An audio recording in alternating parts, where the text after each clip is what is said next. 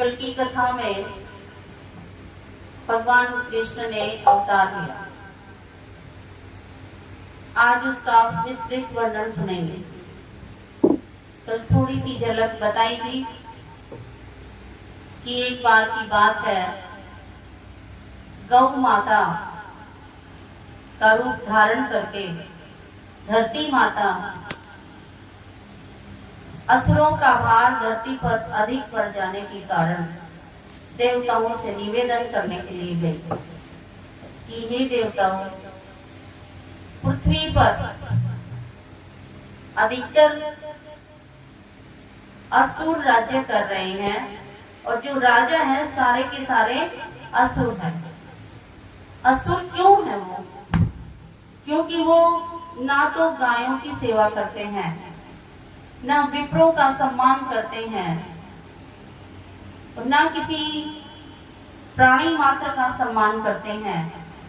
ऋषि मुनियों के यज्ञों का विध्वंस करते हैं। इसलिए धरती पर भार बढ़ा हुआ है।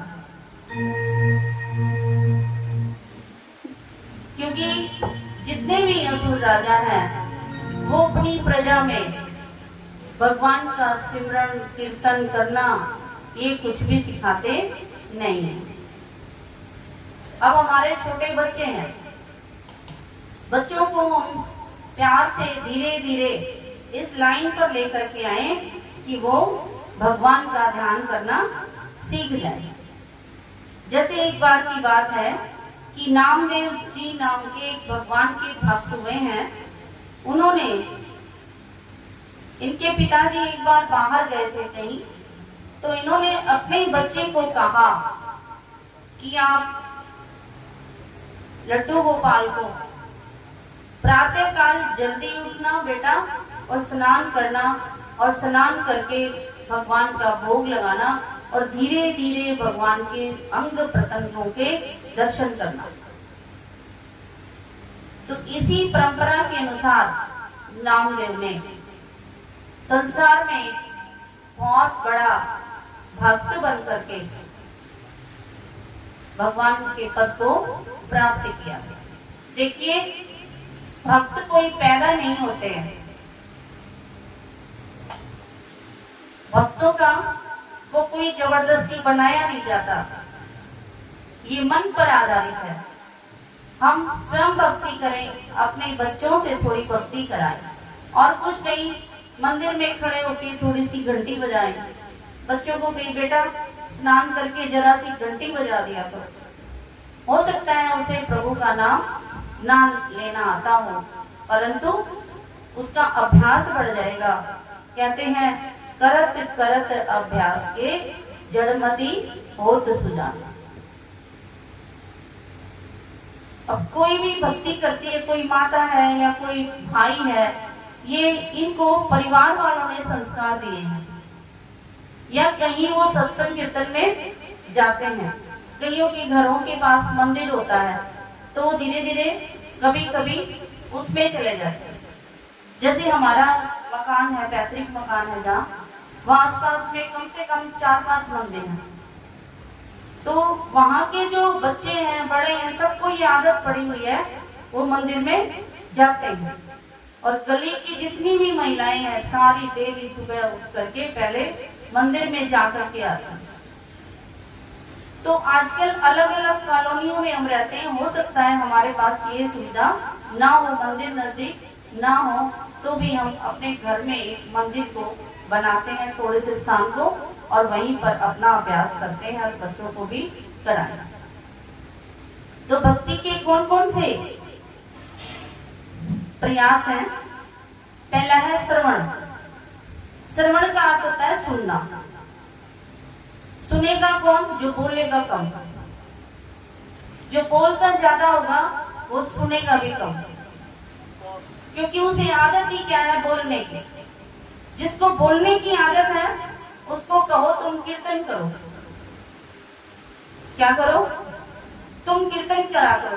तो कीर्तन भी उसी का अंग है।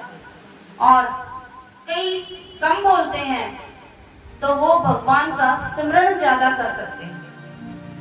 मन ही मन भगवान को याद कर सकते हैं और चरणों की सेवा कर सकते हैं। उनकी कोई अर्चन वंदना और उनके साथ दास्य का भाव और सख्य का भाव, सखा भी बना सकते हैं हम। आप के घर में कोई नहीं है, आप अकेले रहते हैं, तो आप एक कप चाय न बना करके एक कप चाय को 2 कप में डाल लो और कहो कि प्रभु आप भी पियो और मैं भी पीऊंगी। तो इस तरह सखा का भाव होगा। तो इन भावनाओं के द्वारा हम भगवान को याद कर सकते हैं और धरती पर हमारा भार नहीं होगा। धरती माता हमारे बोझ से कब दबती है? जब हम अनाचार, दुराचार और दूसरे के धन पर गीध की दृष्टि रखते हैं, तो ये धरती माता क्या हो जाती है? भार स्वरूप हो जाती है। तो जो राक्षस रूपी राजा थे, वो जहां भी किसी कमजोर राजा को देखते, उसी पर अत्याचार करके उसके धन को छीन लाते। तो ये कार्य करके हम धरती माता को भारी न बना करके, बजाय कि ये लिखा हुआ है श्रवणम कीर्तनम विष्णु स्मरणम पाद सेवनम अर्चनम वंदनम दास्यम सत्यम आत्मनिवेदनम। तो ये जो भाव है हमारे भगवान को पाने के हैं और धरती माता भी प्रसन्न रहेगी और हम भी क्या रहेंगे? प्रसन्न रहेंगे। बोलिए कृष्ण कन्हैया लाल की, सांवरिया सरकार की। तो धरती माता ने देवताओं से निवेदन किया और देवताओं ने धरती माता के साथ ही ब्रह्मा जी के पास गए और ब्रह्मा जी से मिल करके सभी देवी देवता भी और गाय के रूप में गौ माता भी विष्णु भगवान के पास जाते हैं और विष्णु भगवान यही कहते हैं कि मैं पहले से ही प्रतिज्ञारत हूँ कि जब जब धरा पर धर्म की हानि होगी तब तब मैं आऊंगा। और अब की बार मैं एक बहुत ऊंचे कुल में जन्म नहीं लूंगा। जैसे राम के रूप में जन्म लिया था तो वो एक सूर्य वंश था, पीछे की परंपरा से चले हुए राजा थे, इक्ष्वाकु वंश में इन्होंने जन्म लिया।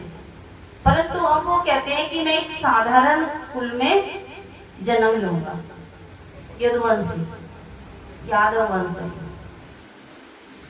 ना कोई ऊंचा कुल है, ना कोई बड़ा घराना है और जन्म लेने का स्थान भी क्या है? जेल। तो ऐसे स्थान पर भगवान ने क्या किया है? जन्म लिया है।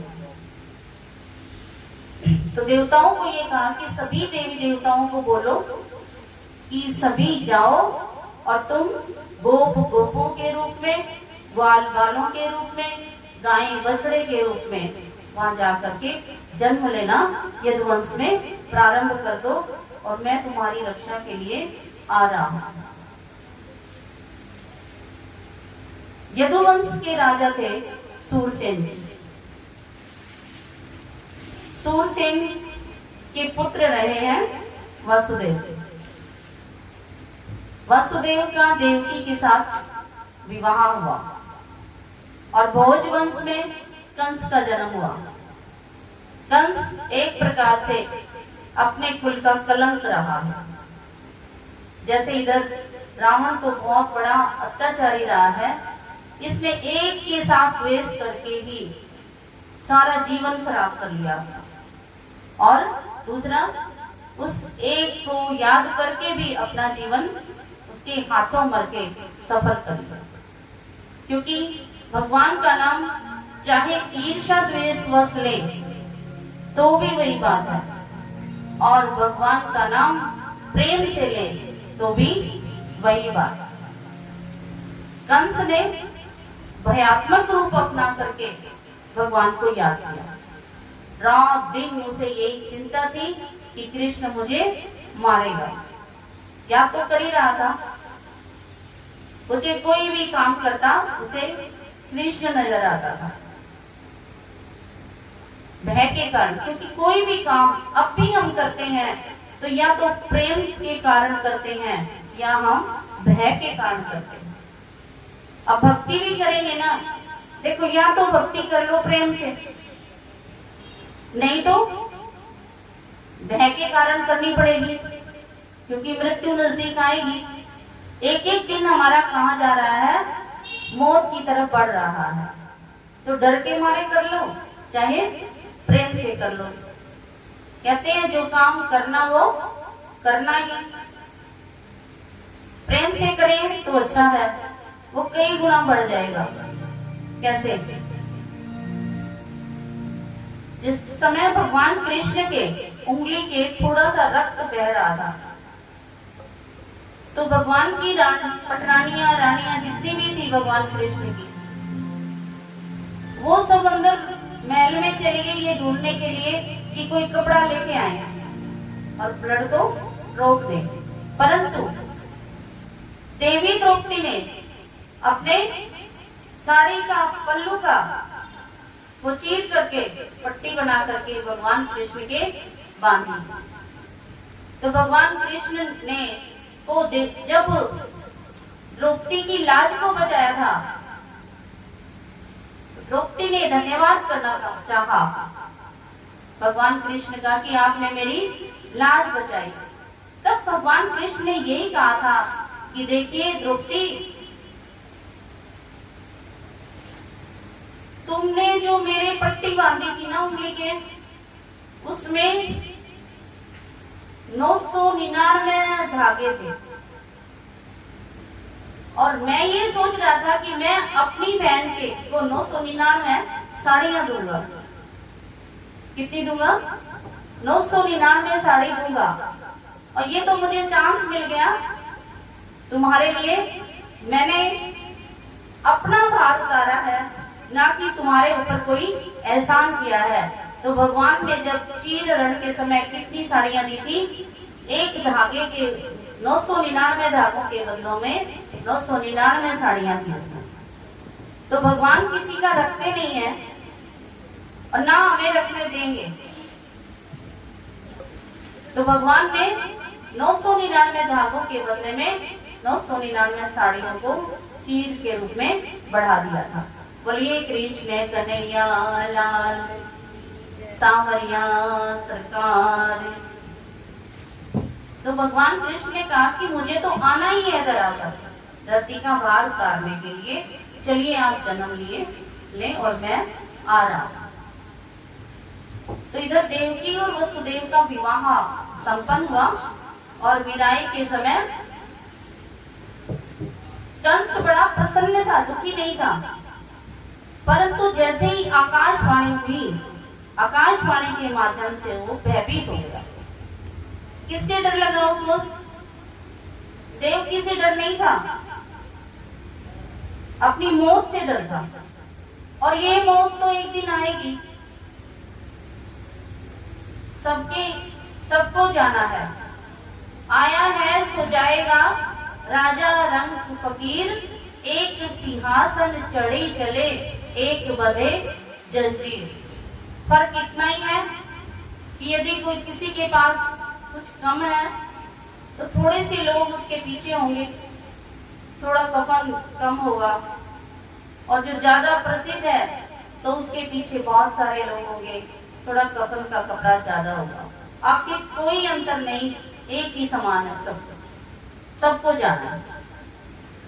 लेकिन जाकर के हमें आना भी है फिर जहां वो भेजेंगे। तो इस संसार में हम किसी भी चीज का उपभोग त्याग पूर्वक करें। ज्यादा भोजन रखा हो तो कोई जरूरी नहीं है ज्यादा ही हमें ही खाना है, बांट के खा लें। ज्यादा कोई चीज रखी है तो कोई जरूरी नहीं हम ही खा पाएंगे। क्या पता कौन सी घड़ी आखिर घड़ी हो, किसी को कुछ नहीं पता। तो कंस ने जो सोचा वो नाजायज सोचा, और जो भावी लिखी थी वो तो संभव थी, वही होकर के रहेगी। तो वासुदेव जी ने उस समय बड़े धैर्य से काम लिया। क्रोध करके भी हमें कुछ नहीं मिलता, धैर्य रख के हमें जो मिलेगा उसका कोई अंदाजा नहीं। हम क्रोधवश ये सोचे कि मैं क्रोध में आकर पता नहीं क्या एकत्रित कर लूं, नहीं। हमें डरना किससे है? केवल डर के याद करें या प्रेम से याद करें? भगवान को जरूर याद करें। अगर भगवान को याद रखेंगे तो हमारे से कोई ऐसा न करने योग्य काम नहीं होगा। तो उग्रसेन जी महाराज की भी उस समय नहीं चली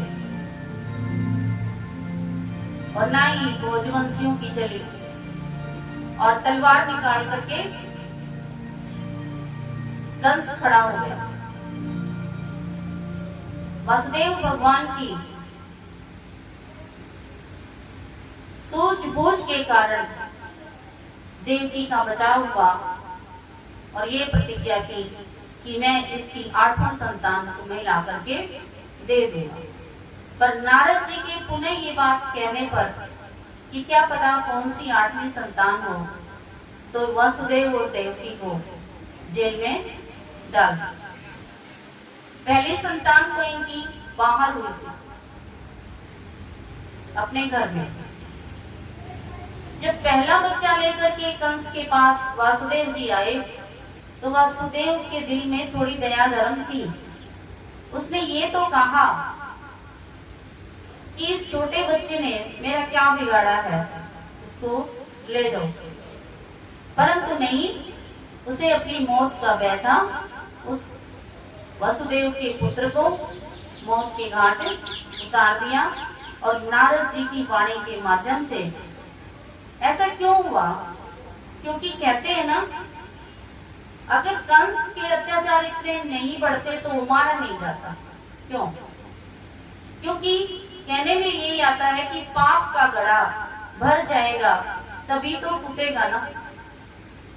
अगर हम पाप ज्यादा नहीं करेंगे तो पता नहीं चलता, थोड़ा थोड़ा पाप करते रहें तो किसी को पता नहीं चलता, भगवान तो हिसाब किताब लेगा।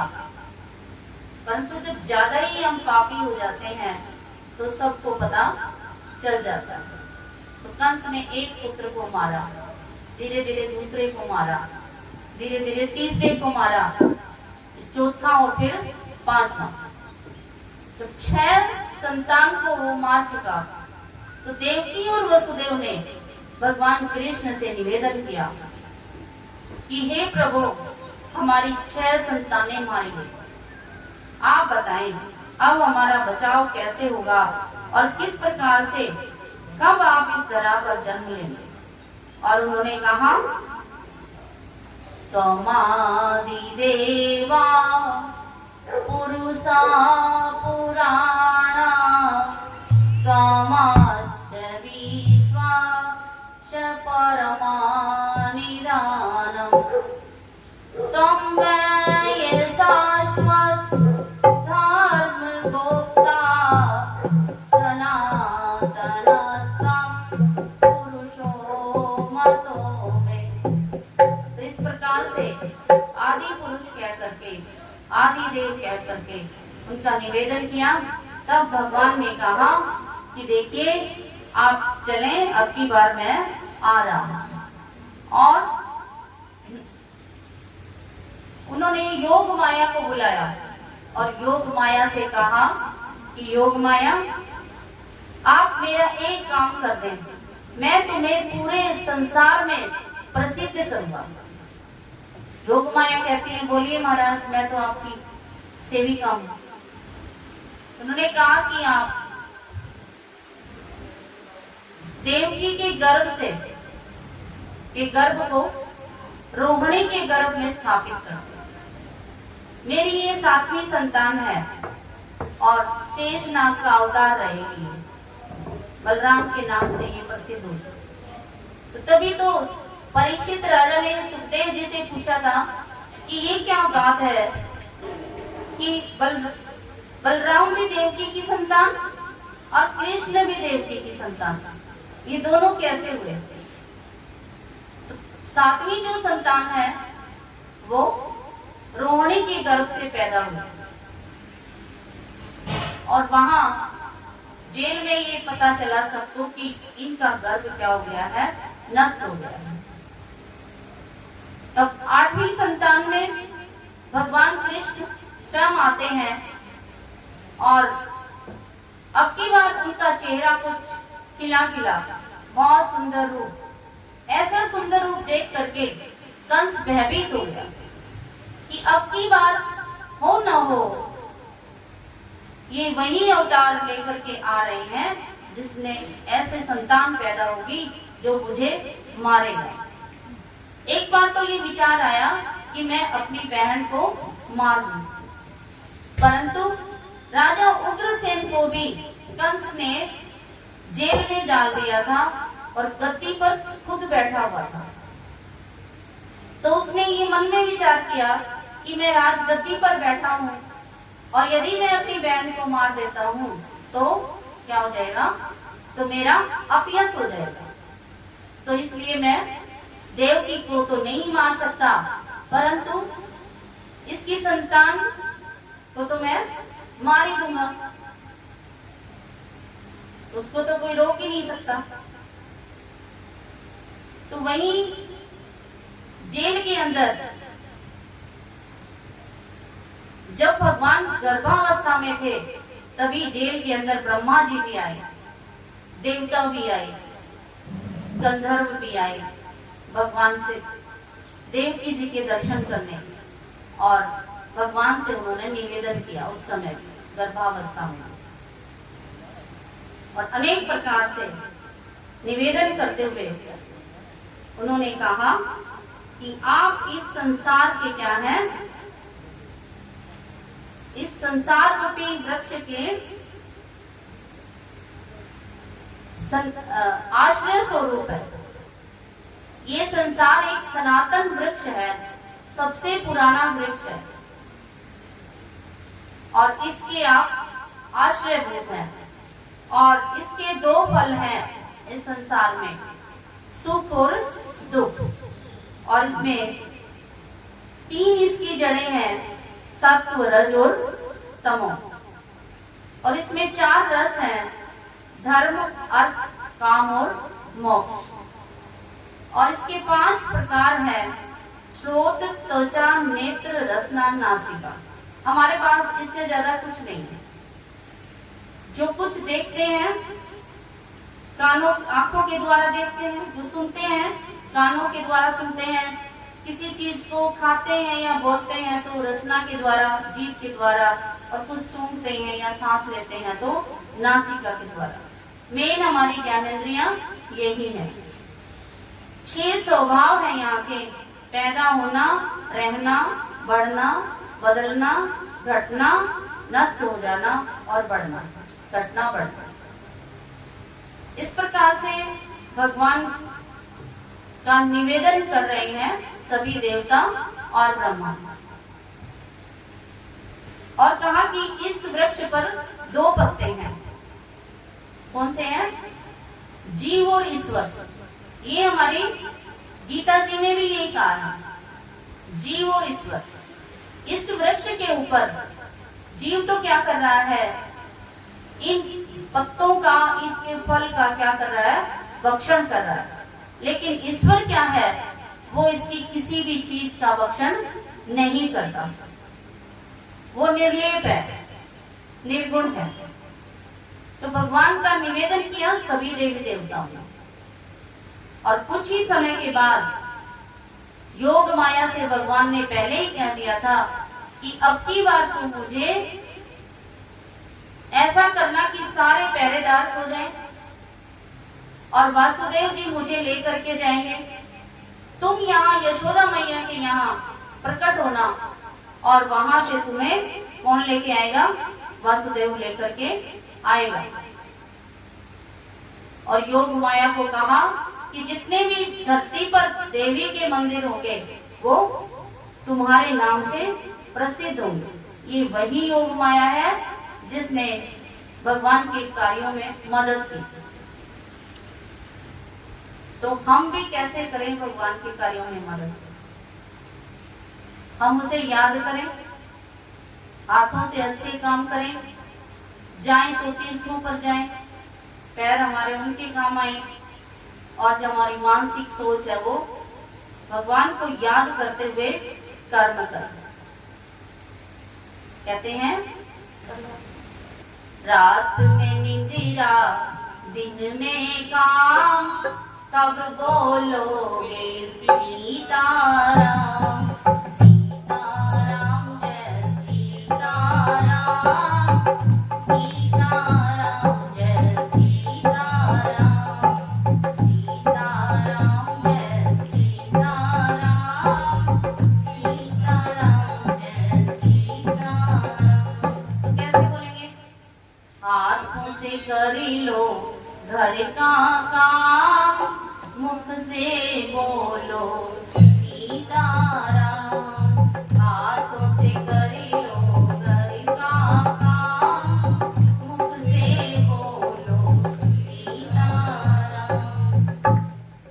बोलिए कृष्ण कन्हैया लाल, सांवरिया सरकार की। Please like and share.